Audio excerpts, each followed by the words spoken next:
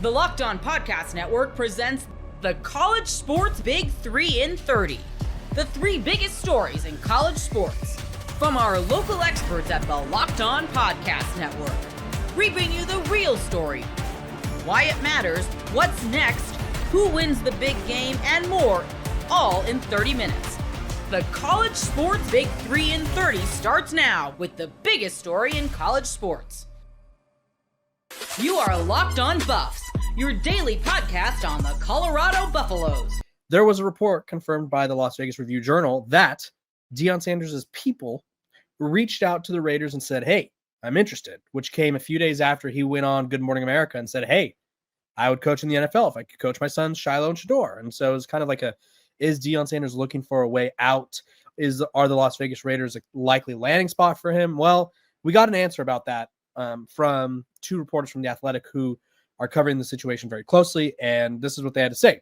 There's been some buzz about the University of Colorado head coach Deion Sanders, but the Raiders have, quote, zero interest in hiring him, according to a leaked source. Agents using the stubbornly quiet Raiders for leverage goes back as far as the franchise is losing. So what does this mean? Well, as I talked about over the weekend, actually, it was over the weekend, I had an episode where I talked about all the madness happening.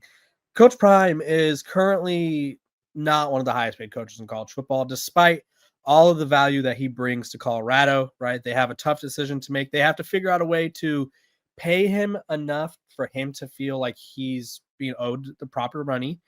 But you also want to pay him like based on what he's done, and what he's done on the field is a 9-4 record over.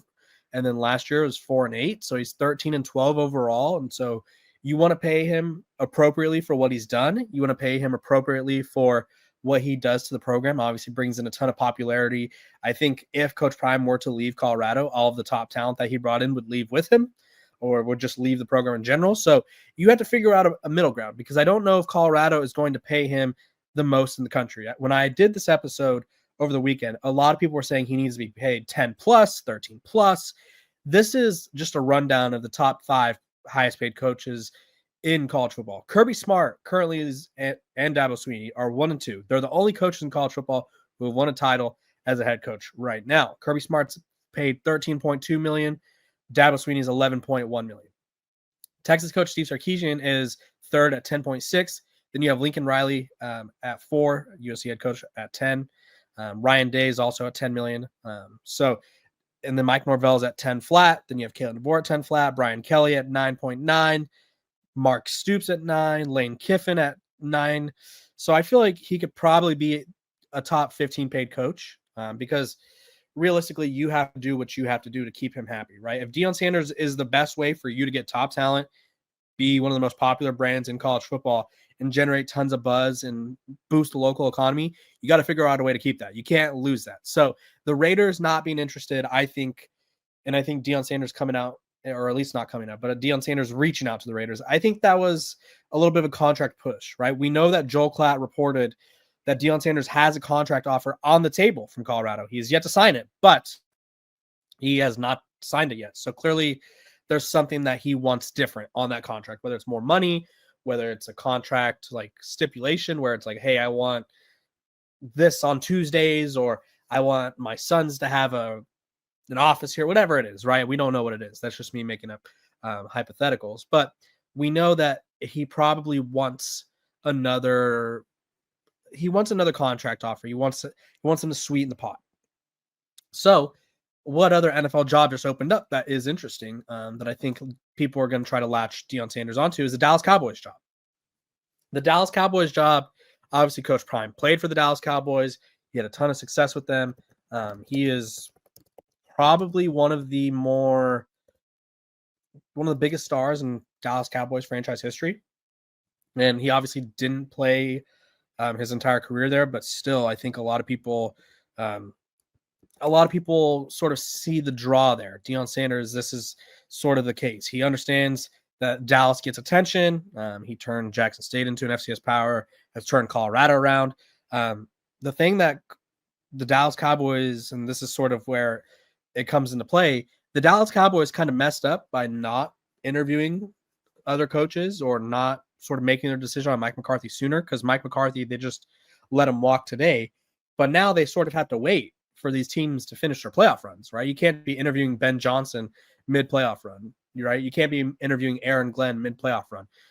And jobs are going to close. And so you sort of have to hope that, if you're the Dallas Cowboys, that is, that you can lure a candidate over to Dallas with the star, with the brand, with the notoriety.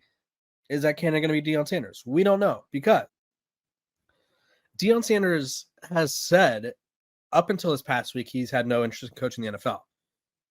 Again, and I say this because I think a lot of people are trying to twist the words. Deion Sanders saying he would coach in the NFL to coach his sons is him saying he'd coach in the NFL. It's a possibility, right? Doesn't matter if it's now or in the future.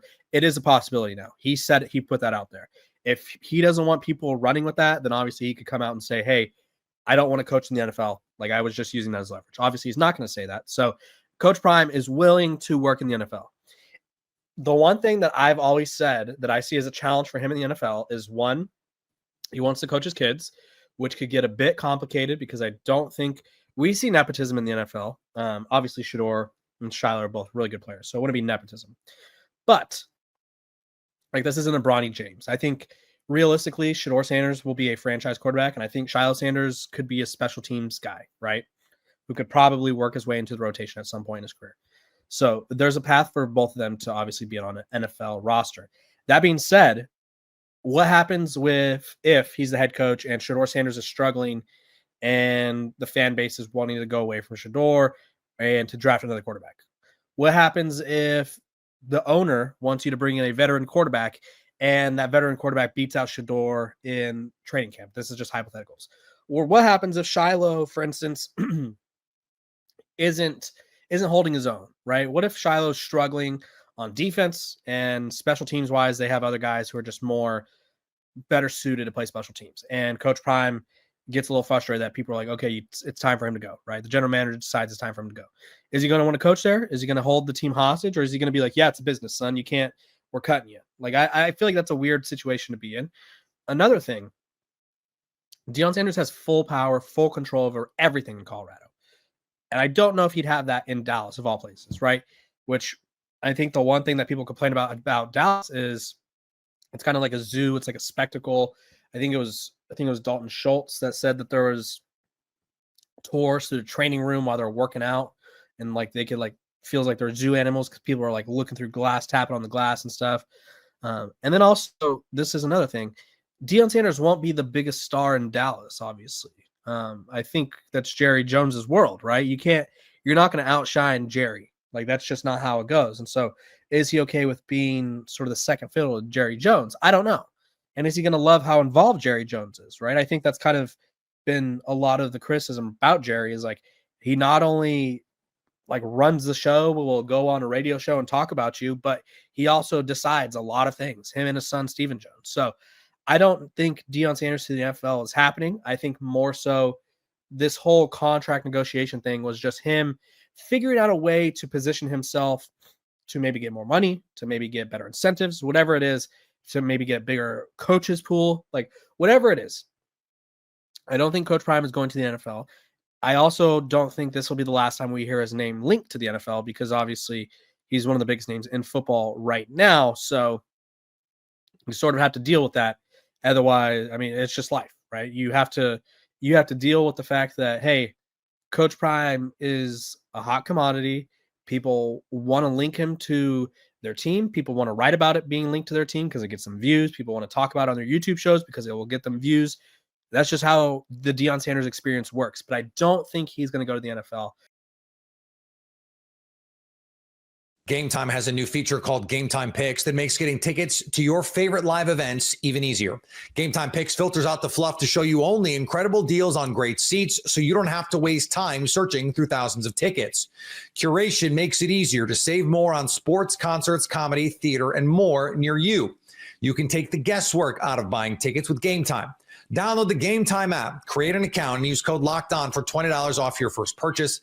Terms apply. Again, create an account and redeem code LOCKEDON for $20 off. Download Gametime today. What time is it? Gametime. How does adding Carson Beck change the Miami Hurricanes' expectation for 2025? You are Locked On Canes, your daily podcast on the Miami Hurricanes, part of the Locked On Podcast Network, your team every day. The Miami Hurricanes made their blockbuster addition late last week, adding the former Georgia Bulldogs starting quarterback who's got a 24-3 record in 2 seasons as a starter. He is now a Miami Hurricane, and we have the privilege of being joined by, it's been way too long since we've had the recruiting overlord, Brian Smith, with us. So, Brian, at Miami, of course, losing Cam Ward to the NFL, an uncertain quarterback outlook until a few days ago. We were all wondering, hey, next year, does the team maybe take a big step back to try and build up their next quarterback, possibly an Emory Williams? What happens? So Miami goes out there and makes the biggest splash available. I mean, Carson Beck, now the number 1 rated transfer in the portal. They bring him down to South Florida. How does that change the expectation in your mind for the Hurricanes next season? Well, I mean, nobody outside of like me and a handful of people that have seen Emory play very much at like the high school level know much about him because he's barely played for Miami. So, I mean, a guy that's been on a national title team, yeah, it's going to go up. Obviously, the question, how much does he assimilate to the offense and how healthy is he through spring and all that? That second part is the big one for me because it's not just the physical, Alex, it's the mental. That was an awkward injury. When I watched that again, I was like, oh, wow. He's closest thing for a college football quarterback is being a pitcher. And a lot of pitchers, even after they're healthy, they don't want to throw the curveball and some of those things. He's got to be able to take hits. How does he do that? But if he can, because it's been proven, this is a team that can win 10 games next year or more if he's totally dialed in with the offense. Yeah, I mean, should that be the expectation would be to try to accomplish what Miami fell short of this year, and that would be, Right. Getting to the ACC championship game and potentially getting to the CFP. Now, I know that the rebuttal would be, well, hey, look, Cam Ward was incredible and Miami couldn't get to the ACC championship with him. I think there's no question other parts of the team need to improve. It's why Miami just hired a new defensive coordinator, Corey Heatherman, and why they're adding defensive players. But I mean, I would say, Brian, Miami's intent is there to try and accomplish this coming season, getting to that ACC title game, getting to the CFP, those goals that they fell short of in 2024. Why not? Miami's roster is now to a point, especially in the trenches, where they can compete with anybody. Of course, the point you're getting towards there on that other part is the secondary's got to get immensely better. There's no nice way to say it, but Carson Beck doesn't play corner. He doesn't play nickel. He doesn't play safety. So if they go score 35 points a game and they don't make it, don't point at Carson Beck. He can only do so much for his job. And I think at times it probably impacted Ward. He'll probably never say anything about it, but some of the throws or decisions that he made, he's like, we got to score because I know we ain't stopping nobody. Especially at the back half of the season, like that game against, you're up 21-0, and that defense couldn't do anything. I mean, it's terrible. At some point, the defense has got to win you games. Carson Beck, obviously playing at Georgia, had some of those luxuries, but Miami's front seven's pretty good. Now they got to find a way in that secondary because I think he could throw for 3,000 yards. Why not? He's done it before. Miami has plenty of running game to help him with play action, and he's very good at it. I think Miami got a good pickup. Let's pick up more on that, on Carson Beck as a quarterback, Brian. Could you give me, and you mentioned a couple things there, what he does well, expand on that, and also, any limitations. He did have 12 interceptions this past season. So let's talk about Carson Beck, the quarterback. The biggest thing with him is when he presses, he really presses. For anybody that's interested to see him like go in the tank, it's weird because Georgia's defense dominated in this game. But when they played the game at Texas, he had 3 picks and they still won. That's the terrible recipe, but their defense had 7 sacks. You can't count on that. I mean, Georgia's front seven is ridiculous, but he played very poorly against some zone coverage, some post-snap reads where things changed. Georgia's defense is complex. So against teams that just play man or basic cover 2, I think he'll carve them up. It's just like anything else. Can he take this step up when he goes against teams that are switching the coverage after the snap or show some looks that he hasn't seen before? It seemed to bother him in that Texas game. And their defensive coordinator is fantastic. They took Jeremiah out of the game against Ohio State. He had 1 catch for 3 yards. That right. Defense for Texas is legit. But at the same time, if you're going to compete, you got to go through the schedule. They're going to play Florida again, et cetera. They're going to play some good teams. They have to be able to rely on him not to turn it over. The good news is, like, I don't know how this is possible. Georgia's run game this past year was garbage. That should never be the case at Georgia.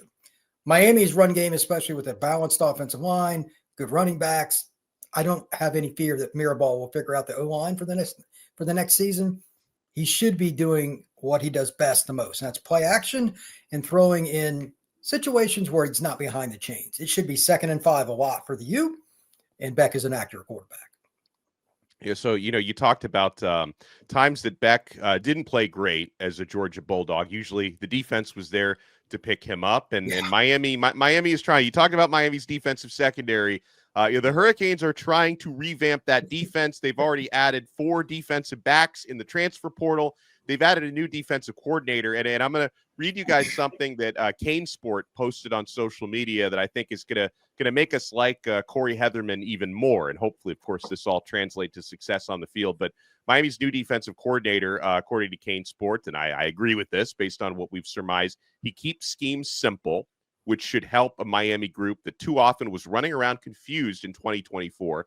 Heatherman's agenda for opposing offenses is also simple. Quote, "We want to give them no hope right from the very start of the game." Okay, fair enough. But I'd like to ask you, Brian, last season, which, didn't go well defensively under Lance Guidry. I mean, how much of that for you was on the scheming and the coaching? Because it's always some of both, right? But how much of it was on the coaching versus the personnel?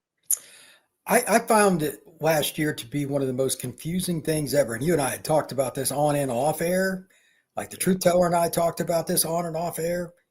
We didn't understand why the secondary regressed so much because they brought in the DB coach from Marshall that he'd worked with when they were great. They were good the year before, and they got worse with even a better staff. I thought it was more personnel, which I know fans don't ever like to hear because it's a lot harder to pick the personnel part and make it better. Right. But at the same time, I mean, there were just situations where there was nobody within 10 yards of players. Like, it just bust after bust. That Syracuse game, I mean, for the love of mankind. So I don't know, man. Like, my question for you is, for Miami's defense to be what it should be, do they have a guy on the roster at corner that can man up and take away another team's best player this next? Now, Dabari has been banged up. I don't know what his circumstance is. Damari, and I'm sure that's a big question going into spring ball for the Canes. It should be. But did they get anybody else that they think can be a number one corner? I mean, flat out an NFL player. If the answer is no, then they're not going anywhere. That is the number one thing they've got to do, because you look at the teams that made the Final Four, they all have multiple NFL corners. Yeah. It's the difference. And there's only so many of those guys. So we'll see in spring ball, but they certainly put their money where their mouth is in the portal. They're trying to bring in good players. So I ask you, which one of those guys do you have the best feel for?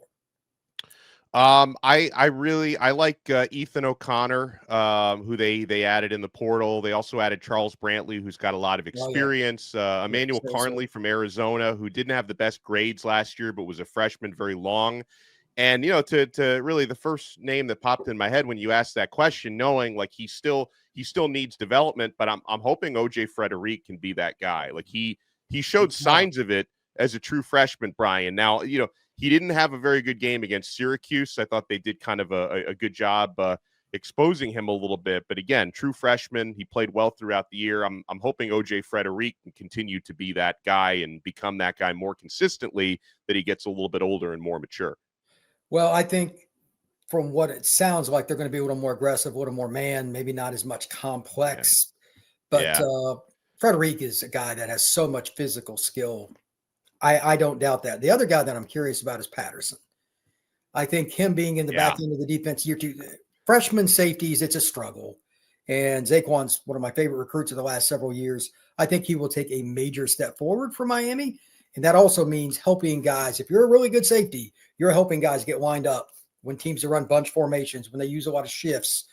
That stuff is not fun, but you got to learn that. It's more off the field work with film and chalkboard and guys talking, because what teams are trying to do is get busted plays. Somebody with motion and stuff, and then somebody scot-free. And Miami seemed to give up too many of those this past year, so they got to fix that. But we'll see. I mean, it can't be worse. There's no way you're going to tell me Miami secondary is going to be worse in 2025. No way. For big upsets to game-winning drives, the NFL playoffs are better on FanDuel because right now, new customers can bet $5 and get $200 in bonus bets, win or lose. The FanDuel Sportsbook app gives you everything you need to place live bets on the NFL all in one place. Jaden Daniels may have led the Commanders to their first playoff win in a long time, but now they face the number 1 seed Lions. FanDuel has the biggest point spread of the divisional round with the Lions giving 8.5. Just visit FanDuel.com to join today and get started with $200 in bonus bets. That's FanDuel.com. Make this playoff season unforgettable with FanDuel, an official sportsbook partner of the NFL. Florida State adds a 2025 legacy recruit. You are Locked On Seminoles, your daily podcast on the Florida State Seminoles. Antonio Cromartie Jr., you are now the latest Florida State Seminole. Yes, he is the son of one Antonio Cromartie, longtime NFL football player, and of course, Florida State legendary football player as well. What does this young man bring to the table, and why does he help the Noles in multitudes of ways? Well, we're going to talk about that right now. First off, though, I want to just give an overview of what I think of him as a player from watching his film and what this means for Florida State's program because of his addition. Let's start with versatility. Nickel, safety, or possibly even corner. 5'10", 170, somewhere in that range in terms of height, weight. But he played at Carrollton High School with all the things I want to talk about. It's very important that I bring this up. One of the best programs in the Peach State. It's also the same high school that Shamar Arnaud, cornerback, who also signed with the Noles. And it's a program that everybody circles on their schedule. This is a 52-week-a-year program, meaning everything that you do all year round is going to have something to do with football, all the decisions, the kids that really play there that make a difference. And that's how college is run. The transition from the prep to college level is easier when you go to schools like that because it's something that you've seen day after day, week after week, and month after month. As for the individual traits, the nickel spot I like because he's a physical kid, and this is something I need to do better. And even NFL scouts honestly need to do better when talking about high school to college and college to pro. How do guys tackle? Cromartie Jr. is not a guy that wastes any time. He goes to the football and he tackles and he gets up and gets away. Like, it's just business-like. He's not a frills guy. A to B, downhill, hard charging defensive back. Love it. He's been well schooled. Carrollton, as you would expect, they've got a massive indoor facility that would be similar to what you would see at an NFL franchise. And he's also a guy that, quite frankly, doesn't really care. He's going to lay a hit on somebody bigger than him. He's about 170 pounds. Doesn't care. Downhill all the time. That is how Cromartie Jr. plays. As for the spot that I'm talking about, nickel, I think it's just easier to blitz him there. He has some pretty good coverage skills, can change directions. But again, he's not the biggest guy. I think that's one of the reasons he got a little bit overlooked by some of the schools. I don't care. I know that he can play. And more importantly, Florida State has a gazillion times more information than I do because he's been on campus a number of times. They recruited Arnaud and other kids, quite honestly, at Carrollton. They've seen him live numerous times. The Florida State football staff understands what they're getting, and they also understand the person. To that point, while I constantly bring up recruits more often than not will decide on a school based on relationships than anything else, that's still true. It does not hurt that after he finished up his visit to FSU, this is a young man that talked about it's a special place. I have family history at Florida State. Amen to that. I'm all for it. And Florida State fans should be completely in line with that as well. I believe that this is a young man that is going to embrace Florida State, and he'll help out on special teams. He'll do whatever he can at whatever position. The Florida State staff, according to Cromartie Jr., said, we'll figure it out as far as position. You can play multiple spots. Everything is positive. That guy's going to help contribute to your football program. Is he going to be a first-round pick? I doubt it, but I bet he's a good college player. And especially special teams, early on, I would be very surprised if he didn't contribute there. Florida State's DB class is really good again. This is the one spot, no doubt about it, that Florida State has done a tremendous job directly from the high school ranks for years. You could talk about, well, maybe running back to a certain degree. They've recruited pretty well receiver here recently, but not the way they should have over a 4-year period. Florida State's DB recruiting whether it's a kid that was under recruited, like Quindarius, who's really good, or a kid that was a big time player and there's been several. I think Florida State has done a great job in the secondary. How does that help, especially now with Cromartie Jr.? Well, when your secondary is set, and there's a lot of teams that really need, like Miami's already taken like 3 or 4 DBs, they had to go out and spend a lot of money on it. Florida State's not doing that because they don't have to, and they can take that same money they would have spent if their secondary wasn't where it needed to be, spend it on the front seven, linebacker, DN, D tackle. That's important. O-line, etc. Having this group is really, really good for the Noles, and I quite honestly think that Florida State's in a position when you add Antonio Cromartie Jr., it's really good. 4 guys again this year, and I just want to kind of briefly go over them. We talked about Cromartie Jr., and I'm going to share my screen now just so you can see for those of you on YouTube, and I'll talk about the other guys if you're not watching on YouTube and you're listening on Spotify or Apple or any other app. So here are the other 3 players in question. Number 1 is Shamar Arnaud. This is a kid I just briefly touched on. He's a really good football player. I think he's even better than what his ranking is compared to some of the other guys. Not a guy that is just good, but really, really good. Hold on here. Let me share the screen properly. I think that he's a guy that could play corner, could play safety, and he's got the ability to do some things that a lot of other guys don't. 3-pronged player. Length, he can hit, and he's also a guy that could run with a speed receiver. Arnaud's just a really good football player. Again, he played with Cromartie at Carrollton. Max Redmond, he's a kid that's a little bit underrated. He might be another guy that could play nickel. He can play safety as well. He played at Cardinal Newman, Palm Beach County, Florida. I think he's a kid that'll play special teams quite a bit. He's similar in some ways to Cromartie in terms of his style of play. I like him a lot. And then finally, Gregory Zay Thomas. This is a kid that I think is really good football player. Don't underestimate him coming in and contributing in some capacity. He might be the best of the 3, depends on your perspective. Playing at American Heritage, it's a really important thing that Florida State gets South Florida kids. So him and Redmond, that's a good sign. But also with Thomas, you're talking about a guy that could play against guys that were bigger body players, could play against smaller guys and play man coverage. And he's 6'1", 6'2". I've stood next to him. That's a big kid. He really wants to be a part of the Florida State football program and be a big-time guy. So we'll see how this works out, but you're getting 4 good DBs again, and last year's DB group was really, really good. I think Florida State is going to save themselves some money in the portal, and that's very, very, very helpful. As far as the final point here, Florida State recruiting is taking a forefront instead of being put on the back burner. Something Norvell had talked about around signing day, talked about it afterwards. They had to do a better job is basically what he said in a nutshell, and they're doing that. Florida State football needed to get better at recruiting. Adding guys like Pot Roast will certainly help. Adding guys like Tony White, et cetera. Still got Surtain.